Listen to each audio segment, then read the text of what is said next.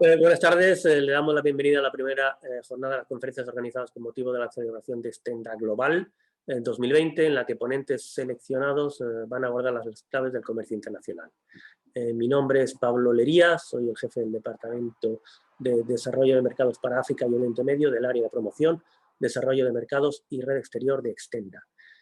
Hoy vamos a celebrar una ponencia sobre la política exterior de España hacia África y el papel de las empresas en ella, que la va a impartir don Raimundo Robredo. Raimundo Robredo es diplomático, licenciado en Ciencias Económicas y Empresariales por la Universidad de Oviedo y diplomado en Derecho por la UNED, y tiene un diploma de Estudios Europeos de la Université de Toulouse y máster en Comercio Exterior del ICEX. En su conferencia va a hacer especial hincapié en el tercer Plan África, que ha sido aprobado en marzo de 2019 y que entra dentro de su responsabilidad en su calidad de director general para África de la Secretaría de Estado de Asuntos Exteriores, del Ministerio de Asuntos Exteriores, Unión Europea y Cooperación. Sin más, cedo la palabra a don Raimundo Robredo. Quiero dar las gracias a Extenda por darme la oportunidad de participar en este seminario, en este evento, y de explicar la política exterior de España hacia África, lo que hacemos desde el Ministerio de Asuntos Exteriores, Unión Europea y Cooperación, y las oportunidades que África plantea o que podemos encontrar para las empresas españolas en el marco de esa política exterior. Lo primero que querría abordar brevemente es el primer obstáculo que tenemos a la hora de acercarnos a África, que es sobre todo el desconocimiento. Desconocimiento por parte de los africanos, pero sobre todo desconocimiento por parte de los españoles y de las empresas españolas que no tienen hacia África la misma relación, la misma fluidez en la relación y el mismo conocimiento que tenemos con América Latina o, por supuesto, con Europa. Aparte de esto, la imagen de África está tocada o afectada, en el caso de España, por cómo se plantea, cómo se presenta África en las noticias. Las noticias que vienen de África suelen ser negativas, suelen ser noticias de dictaduras, guerra, hambre, etcétera. Y sin negar que esto existe en África, la realidad es que existe cada vez menos. Seguimos anclados en una imagen que viene de los años 80, 70, de los 90, y que se ha transformado enormemente. De hecho, en la África es ahora. Luego hablaré brevemente del impacto que ha tenido el COVID, pero hasta que ha llegado la epidemia del COVID, África era la región del mundo, la segunda región que más crecía después de Asia, pero es que además incluso esa estadística escondía que había países que crecían muy por encima. De hecho, en el 2019, de los 10 países del mundo que más crecieron, 6 eran africanos. Es decir, hay en África países que económicamente están creciendo mucho más rápido que China, mucho más rápido que los países que uno tiene mentalmente la imagen de que son países de gran dinamismo económico. También las dictaduras y los regímenes autoritarios, ahora mismo solo subsiste un régimen autoritario formalmente como tal en África, que es Eritrea. Hay otros regímenes que, siendo formalmente democracias, la verdad es que no lo son del todo, esto es evidente, pero ya quedan atrás regímenes despóticos y dictatoriales como los de Idi Amin o los de Bokassa o Mobutu, etcétera.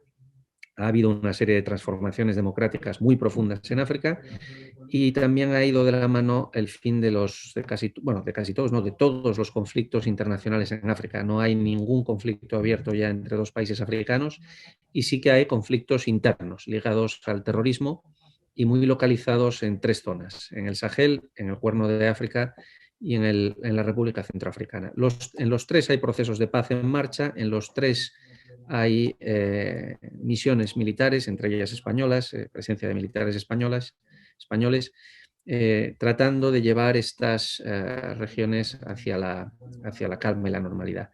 Pero fuera de esto, fuera de estos regímenes que todavía son, digamos, poco democráticos y duros, y fuera de estos conflictos civiles, existe enormes espacios en África de paz, de democracia, de tranquilidad, de crecimiento económico. Es decir, a nadie se le ocurriría, a nosotros como europeos no se nos ocurriría pensar que toda Europa es como Moldavia en fin, es mejor no identificar países concretos, pero no toda Europa. En Europa también hay regiones que son completamente estables, abiertas, dinámicas, pujantes económicamente, y regiones que son todo lo contrario o muy cerca de lo contrario. Y a nadie se le ocurriría pensar o comparar a Moldavia con Luxemburgo, por ejemplo, ¿no? En África, sin embargo, sí hacemos esto. En África normalmente desde España sin ningún tipo de problema pensamos que el nombre de un blog famoso que es África no es un país, ¿no? Porque realmente tratamos a África como si fuera un país, como si todo el continente fuera una única entidad social, económica, histórica y política, y no es el caso para nada. En África subsisten estos conflictos y estas regiones complicadas que antes he mencionado, con países que son democracias antes que España, por ejemplo, Botsuana, y que nunca ha tenido un golpe de Estado. Botsuana es una democracia desde principios de los 60, es un país que crece económicamente, estable, abierto, es un mercado pequeño, eso es verdad. Botsuana no es un país muy grande, hay otros países también pequeños, Cabo Verde, Seychelles, tenemos Mauricio, tenemos Namibia, por supuesto Sudáfrica, que este sí es un país muy grande, que son democracias abiertas, estables, dinámicas, con grandes oportunidades económicas. Y otros que plantean algunas dificultades, como Etiopía o Nigeria, pero que son también países en los que el mercado es muy grande. En el caso de Nigeria, 200 millones de habitantes, que en 30 años más van a doblarse. Es decir, Nigeria va a ser un mercado de 400 millones de habitantes, de 400 millones de personas, con una pujante clase media creciente, y que, en fin, estar fuera de Nigeria es un poco como fue en su día estar fuera de China, ¿no? Y en muchos casos lamentamos desde España, pues, las empresas, no haber aprovechado la oportunidad que suponía China en los años 80, por ejemplo. En los años 80 las empresas españolas estaban más volcadas hacia América Latina. El posicionamiento en China fue, digamos, tímido, y esto resultó en que actualmente tenemos una posición fuerte en América Latina. Esto es indudable y esto es bueno, esto es deseable, esto es un éxito, pero no la tenemos tanto en China. En África ahora estamos al principio de esa oportunidad, y por eso quiero eh, hacer estos breves minutos al principio de la presentación para señalar que África no es lo que parece, no siempre es lo que parece, no siempre es la imagen que tenemos, y que hay que tratar de incorporar, junto con los problemas que existen y que no se pueden ignorar, las cuestiones positivas que también existen, y con esas cuestiones positivas las oportunidades. Como me habéis pedido, me ha pedido Stenda que hable de la política exterior de España, me detendré brevemente en la política exterior que hemos tenido hacia África históricamente, y es una política exterior que realmente nace en los años 60 del siglo pasado. Hasta ese momento España no tenía una política exterior hacia África subsahariana. No voy a hablar del norte de África, que tiene características distintas y en el que además sí que hemos tenido una política tradicional de muchos años y una presencia histórica relevante. Porque la política exterior de España, desde que España es España, digamos, desde 1469, con el matrimonio de los Reyes Católicos, por dar una fecha un poco arbitraria, nuestra política exterior se ha centrado en Europa, en el Mediterráneo, y desde 1492 en América. Y esto es una realidad. Hemos estado ausentes de Asia, con algunas excepciones, la presencia en Filipinas y alguna otra, y hemos estado ausentes de África subsahariana también, con algunas excepciones, principalmente únicamente Guinea Ecuatorial. España no prestaba atención a África subsahariana. Se la empieza a prestar en los años 60, cuando empiezan las independencias africanas y existe un anticolonialismo por parte de los nuevos países independientes, y existe una reclamación de la Unión Africana, de la Organización de la Unión Africana por aquel entonces, de descolonizar Canarias. Esto provoca una reacción en el régimen del general Franco por aquel entonces, y empieza a abrir embajadas en África para tratar de conjurar esta amenaza hacia Canarias, ¿no? Esta ambición africanista hacia una supuesta descolonización de Canarias. Esto se consigue, y después de que la Organización de la Unidad Africana reconozca que Canarias no es una colonia y abandone esta pretensión, pues un poco se olvida África subsahariana. Volvemos a África subsahariana de nuevo con la crisis, bueno, antes de eso con la ayuda al desarrollo, respondiendo a la pobreza de África, y después con la crisis de los cayucos de nuevo en Canarias en el 2006. Eso provoca el primer Plan África. Perdón, ese es el segundo Plan África. El primer Plan África está más centrado en cuestiones de desarrollo. Y el tercer, bueno, antes de pasar al tercer Plan África, hay otro momento en el que España se despliega con intensidad en África, que es a partir de 2012, la crisis del Sahel, ¿no? Como veis, como se puede ver, la política exterior de España hacia África subsahariana siempre ha ido un poco por impulsos, ¿no? Y esos impulsos siempre han respondido a estímulos negativos, a amenazas o a situaciones de riesgo, situaciones que se percibían como negativas. Por primera vez, con el tercer Plan África, que se aprobó hace 1 año y medio aproximadamente, en marzo del año pasado, lo que se empieza a hacer es tratar de identificar las oportunidades de África y adelantarnos a ellas. Para empezar, África va a doblar su población, desde 1.250 millones, que son actualmente, hasta unos 2.500 millones para el año 2050, es decir, en 30 años va a crecer muy notablemente. Más que nada por el descenso de la mortalidad, lo cual es una buena noticia que debe de alegrarnos a todos.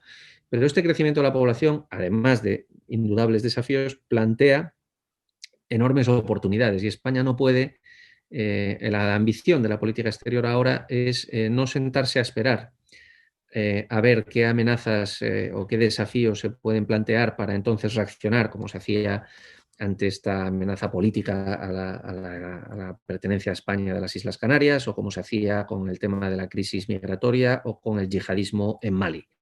En estos casos se esperó a que se produjera la crisis antes de reaccionar a ella. Lo que se pretende actualmente es adelantarse, y adelantarse además transformando en lo posible la realidad del continente en una oportunidad para España y para sus empresas. Y esto es quizás la idea principal por la que Extenda me pidió que interviniera y en la que voy a tratar de centrarme a partir de ahora y de definir un poco qué es lo que estamos haciendo y lo que pretendemos hacer. El Plan África pretende concentrarse en 4 ejes de actuación principales. Uno de ellos es el de paz y seguridad, y por eso tenemos tropas desplegadas en 5 países africanos, más sus costas, y tenemos actualmente en los 3 grandes conflictos, Cuerno, República Centroafricana, y en el Sahel, militares españoles, aparte de 2 aviones, Casa 295, basados en Senegal, y varios barcos de la Armada, buques de la Armada, tanto en el Océano Índico como en el Atlántico, en el Golfo de Guinea. La contribución que se pretende es seguir apoyando la transformación de África en un continente pacífico, como lo es, por ejemplo, como lo es hoy en día América Latina, pero no lo era en los años 80-90, si lo recordamos. Y eso exigió también una participación en misiones de paz similar a la que se está haciendo ahora en África. En segundo lugar, el segundo eje es el de promover el crecimiento económico, el desarrollo económico de África y la participación de nuestras empresas a través de un eje político, porque a fin de cuentas es lo que hace el Ministerio de Exteriores, política exterior, consistente en ligar nuestra cooperación en la medida de lo posible a la promoción de regímenes económicos abiertos que permitan que sean favorables a la inversión, que creen climas de inversión abiertos a las empresas extranjeras y favorables a la inversión europea. A la inversión en general, pero en este caso a lo que a nosotros nos interesa es la europea. Luego volveré sobre lo que la Unión Europea está haciendo en este aspecto. El tercero de los ejes es el de fortalecimiento institucional. Como he dicho antes, algunas de las democracias de África son endebles. Este carácter débil, este carácter de instituciones a veces débiles, de incapacidad del Estado para asegurar en fin, su propia apertura a sus ciudadanos, incapacidad o falta de voluntad en algunas ocasiones, esto hace que sea más difícil para nosotros tener relaciones con ellos, aparte de que para España y para la Unión Europea es importante proyectar sus principios y sus valores, y entre ellos está la democracia, indudablemente, la defensa de los derechos humanos, y además nos pone en una situación de dificultad competitiva con otros poderes, otras potencias mundiales que no tienen estos mismos, que no comparten nuestros principios y valores. Esto puede parecer una cuestión doctrinaria, pero no lo es. Y tiene efectos muy prácticos, centrándonos de nuevo en el tema de esta presentación, en las empresas. Para una empresa es siempre más sencillo actuar en un país que tiene un régimen político abierto y por tanto transparente y por tanto no corrupto o mucho menos corrupto, y que por tanto adjudica licitaciones a las empresas en función de su capacidad y su mérito y no en función de su cercanía política o su disposición a mirar hacia otro lado ante algunas acciones. Para la Unión Europea es muy importante transformar la realidad de África también en el plano político, y para España también, porque eso no solamente es una cuestión de principio y entronca con nuestros principios y valores, también es una ventaja competitiva para nosotros. El cuarto y último eje es el de la movilidad ordenada y tiene relación con los movimientos migratorios africanos y con la importancia de reconocer que 4 de cada 5 migrantes africanos lo hacen dentro de África, otro país africano, que realmente el problema migratorio es mucho más intenso y acusado en la propia África que de África hacia afuera, y a pesar de que normalmente nos centramos en los migrantes que vienen a Europa. Solo Sudáfrica recibió el año pasado 220.000 migrantes africanos frente a 120.000 de la Unión Europea. Es decir, solo Sudáfrica recibe casi el doble que toda la Unión Europea junta. Entonces, hay que cambiar un poquito el foco. Pero como no es de este tema del que he venido a hablar, aquí hoy volveré a centrarme en lo que pretendemos hacer desde el marco de política exterior con las empresas. El Plan África crea... Estoy yendo un poquito rápido porque no tengo mucho tiempo. Hemos visto que la presencia en África era una presencia que ha ido creciendo. Primero solo estaba Exteriores, luego se añade Comercio y Economía, luego se añade el Ministerio de Interior con el despliegue para hacer frente a la crisis migratoria en el 2006, luego Defensa con la crisis del Sahel. Es decir, ante una presencia que inicialmente estaba circunscrita a Exteriores, cada vez hay más ministerios y más presencia de distintos organismos del Estado. Esto requiere, y por supuesto la sociedad civil también, esto requiere mejorar nuestra coordinación y para eso el Plan África crea una comisión interministerial para África que tiene eso como objetivo. Pero también crea otra entidad de coordinación o por lo menos de comunicación que es la Mesa África. Esto es quizás algo más relevante para las empresas porque la Mesa África tiene como objetivo crear un canal de comunicación de la sociedad civil con la administración y viceversa. Y dentro de la sociedad civil, por supuesto, las empresas. Está dividida en 3 grupos de trabajo y uno de los grupos de trabajo es el de empresa. En él están representadas las empresas a través del Club de Exportadores, la Cámara de Comercio de España y la COE. Y yo animo a las empresas andaluzas que estén escuchando esto a que participen a través de estos representantes o directamente si lo desean para trasladar sus intereses y lo que piden y esperan de la administración respecto a África, porque realmente estamos para ayudar y para tratar de apoyar a las empresas en este sentido. En paralelo, estamos trabajando con el Ministerio de Economía y con el Ministerio de Comercio y Turismo, Mineco y Mincotur, en sus abreviaturas, con los cuales están tratando de prestar más atención hacia África, tratando de también entrar en esta dinámica de detectar las oportunidades de África e introducir una visión más positiva y más propositiva y más proactiva cuando nos aproximamos a África. Hay 2 documentos preparados por Mineco y por Mincotur que actualmente se están fusionando en un tercer documento preparado por este ministerio para que el resultado sea una aproximación integral de acciones concretas a llevar a cabo en África con un foco muy fuerte en el plano económico.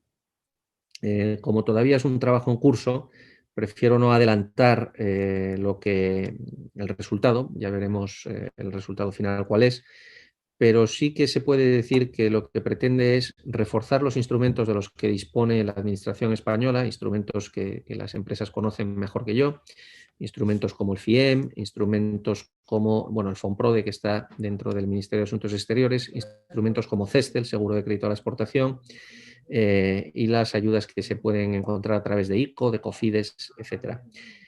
Todos estos instrumentos están orientados o pensados para mercados que son, en esencia, distintos a los mercados africanos y requieren una cierta adaptación. Los mercados africanos tienen un umbral de riesgo más alto, tienen ciertas restricciones a su endeudamiento a raíz de la iniciativa de HIPC, de endeudamiento de alivio de la deuda de países pobres altamente endeudados de principios de los 2000.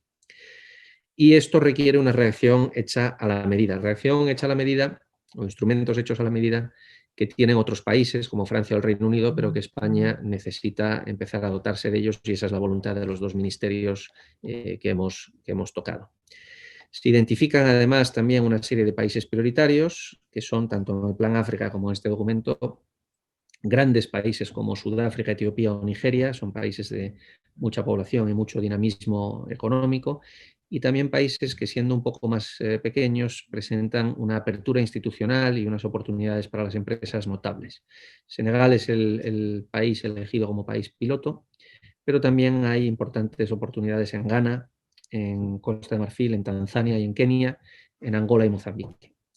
Y aparte de Tanzania, también estamos revisando las oportunidades que puede haber en países como Ruanda o Uganda, donde de momento no hay presencia del Estado, no hay ni embajada ni oficina comercial. Junto a estos cambios en la aproximación que tendremos los 3 ministerios hacia África, también se están buscando una serie de medidas de apoyo a las empresas, mejorando la información que se da y la capacidad de acompañar a las empresas en su aproximación a África, porque es un mercado difícil, ¿no? Y difícil y desconocido, como decía al principio de la presentación. Y por último, hay un énfasis muy grande en aprovechar las herramientas y recursos que pone a nuestra disposición la Unión Europea. La Unión Europea tiene una aproximación a África muy similar a la que he descrito, en la que se busca, sobre todo, aprovechar las oportunidades que brinda el continente, en la que se busca apalancar el crecimiento de África, acompañar ese crecimiento, favorecerlo. Antes he hablado de lo que se hace en el plano político, pero en el plano económico hay una herramienta, sobre todo, que es el Plan Europeo de Inversión Exterior. El Plan Europeo de Inversión Exterior es una herramienta a la que se han destinado algo más de 4.000 millones de euros. Estos 4.000 millones de euros se van a utilizar por 2 vías. Una de ellas es el crédito a los inversores y exportadores, el crédito a las empresas por la vía del blending. Es decir, lo que se hace con estos fondos es mezclarlos con crédito privado, de forma que la empresa recurre al crédito de un banco privado, de un banco cualquiera, español, Santander, BBVA, cualquiera de los otros que hay, pero en los que si se está pidiendo un crédito de 1 millón de euros, por ejemplo, pues 100.000 de esos euros son prestados a un tipo de interés muy bajo por parte, con cargo a este fondo y además con la asunción de la primera pérdida, bueno, o sea, con la asunción de tramos de riesgo superiores al resto del crédito. En lo que esto resulta es en un abaratamiento del crédito final para la empresa, porque el banco privado puede mezclar su riesgo con el de la Unión Europea, con el del fondo prestado por la Unión Europea, y de esta forma reducir el riesgo total del crédito y, por tanto, poder reducir su coste, el tipo de interés que cobra la empresa. Esta es una parte del Plan Europeo de Inversión Exterior y la otra parte es seguro de crédito a la exportación, seguro de crédito, aseguramiento de créditos, inversiones, riesgos políticos, etcétera. Es decir, algo similar a lo que hace CESCE, pero a escala europea. Este Plan Europeo de Inversión Exterior se articula a través de una serie de ventanillas con una serie de prioridades. En España lo gestionan Fonprode y Cofides y creo que el ICO, aunque ahora mismo no estoy del todo seguro. Y este Plan Europeo de Inversión Exterior, previsiblemente, cuando se aprueben las perspectivas financieras a partir del año que viene, aumentará su dotación. La Comisión aspira a movilizar más de 40.000 millones de inversión con estos 4.000 millones de seguro y crédito blending, porque como he explicado y como se entiende rápidamente, lo que se pretende es apalancar la inversión privada y de esta forma hacer que haya una mayor presencia inversora de las empresas europeas. Europa ya es el primer inversor en África de largo, en stock. Tenemos más de 200.000 millones de inversión en África frente a unos 60.000 de China. Es decir, cuando se piensa que China es el primer inversor, esta no es la realidad. La Unión Europea y sus Estados miembros tienen, de hecho, casi 300.000 millones, más de 280 y algo mil millones de inversión, de stock de inversión en África. Lo que sucede es que esa es la inversión acumulada. La inversión año a año es bastante menor y en esto China sí está por delante de Europa. Y a esto intentamos reaccionar utilizando estas herramientas que pone a nuestra disposición la Unión Europea. Además de este Plan Europeo de Inversión Exterior, va a haber otras herramientas de acompañamiento, va a haber también por parte española, se pretende facilitar los estudios de viabilidad para grandes inversiones, etcétera. Estamos también inmersos en la reforma de lo que se llamaba el Acuerdo de Cotonú, que es el que regula las relaciones comerciales entre la Unión Europea y África, y también en ese marco se pretende mejorar el marco de comercio. Es decir, hasta ahora he hablado más bien de inversión, pero también en el campo comercial hay oportunidades y es previsible una apertura comercial que acompañará a la aprobación el año pasado del African, bueno, en español sería el Área Africana de Libre Comercio. El Área Africana de Libre Comercio crea un área continental de libre comercio es todavía incipiente, le queda un largo camino por recorrer. Podemos pensar en ella como en la Comunidad Económica del Carbón y el Acero, el germen de la Comunidad Económica Europea y luego de la Unión Europea. Le quedan muchos años por delante, pero sin duda está orientada en la buena dirección, ¿no? En crear un mercado único, eventualmente africano, que permita que un continente de más de 2.000 millones, de 2.500 millones de personas para el año 2050 tenga un libre comercio interior. Actualmente, los africanos comercian entre ellos en torno a un 13% de su comercio, es comercio intraafricano, frente a más de un 60% de la Unión Europea, ¿no? Así que el recorrido y el potencial de crecimiento es enorme. Y luego están los instrumentos tradicionales de cooperación al desarrollo. Hay un nuevo instrumento, bueno, estos los conocéis y yo creo que a las empresas les interesan un poquito menos. Por último, voy a hablar brevemente del impacto del COVID, que dije al principio que hablaría de él. Toda esta realidad que he descrito se ha visto seriamente impactada por la pandemia de COVID-19. No por el lado sanitario. África tiene un impacto sanitario muy reducido. ¿Por qué? Bueno, probablemente los muertos sean más de los que se han contabilizado, pero tampoco son muchos más, porque la tasa de mortalidad en África comprobada es mucho más baja que en otros países. Y la razón de esto probablemente sea la juventud de los africanos. El COVID afecta en España en una forma desproporcionada, en más de un 90% a los mayores de 60 años. Los mayores de 60 años son un cuarto de la población africana, de la población española, pero son un 3% de la población africana. Es decir, que la mortalidad sea baja en una población cuya edad media son 17 años no debería de sorprendernos. El contagio tampoco es muy alto, probablemente las cifras sean muy superiores a las que se dan, pero tampoco es muy alto. Y esto es porque África ha respondido siempre, por necesidad, a las epidemias de forma contundente. África tiene problemas de tipo sanitario, como es sabido, con la tuberculosis, con el SIDA cada vez menos, pero lo tuvo muy fuertemente durante los años 90 y 2000, y con la malaria. La malaria no entraría dentro no es una enfermedad epidémica, pero bueno, África tiene ya antes de la pandemia, el año pasado, antes de que todo esto empezara, cuando uno iba a un aeropuerto africano le medían la temperatura con las cámaras y tomaban una serie de medidas que ahora se han vuelto comunes para todos los demás, pero que antes se aplicaban solamente allí. Esto probablemente también explique la baja incidencia sanitaria. Pero esa baja incidencia sanitaria no significa que no haya tenido incidencia, la ha tenido y muy grande, por el lado sobre todo económico. El parón económico del norte global, de los países desarrollados, ha significado una caída de las exportaciones de África y muchos países africanos viven de sus exportaciones, sobre todo de materias primas. Los precios de las materias primas se han desplomado y esto ha causado un impacto grande en las economías africanas.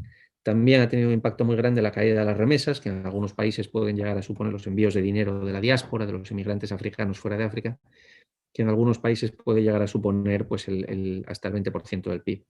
Y también ha tenido un impacto muy grande la caída del turismo. El turismo es una fuente de ingresos muy importante para algunos países africanos.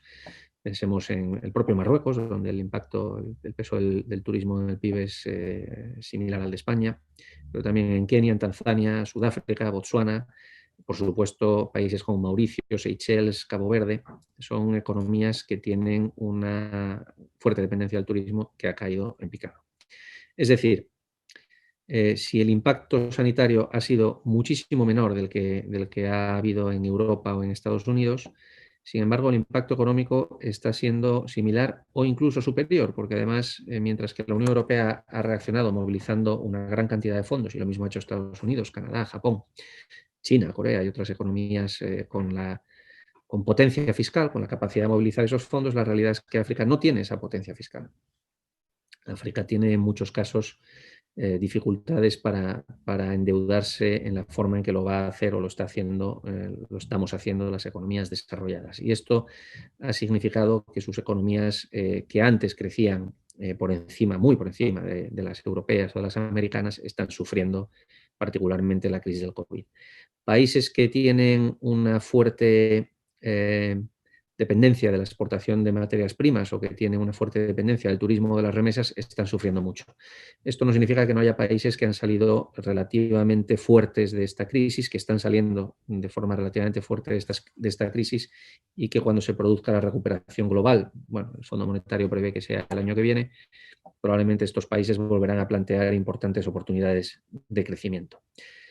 Concluyo diciendo únicamente dando una serie de ideas de cómo entrar en África, ideas generales más allá de los fondos, de las oportunidades, de la política exterior.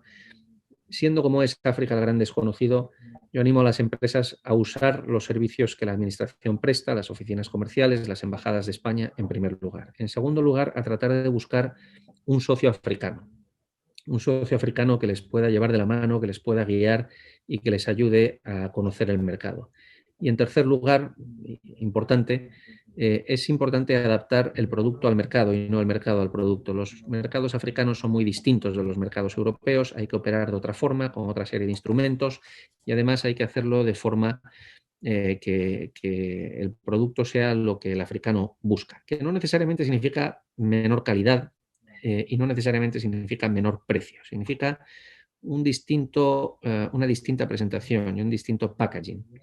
Una empresa española que está muy presente en África es Gallina Blanca, sobre todo en África Occidental, pero por toda África, que vende GB Foods, que vende lo mismo que vende en España, los cubitos estos para hacer caldo y para hacer sopas, solo que en África vende cubitos que allí se llaman jumbo.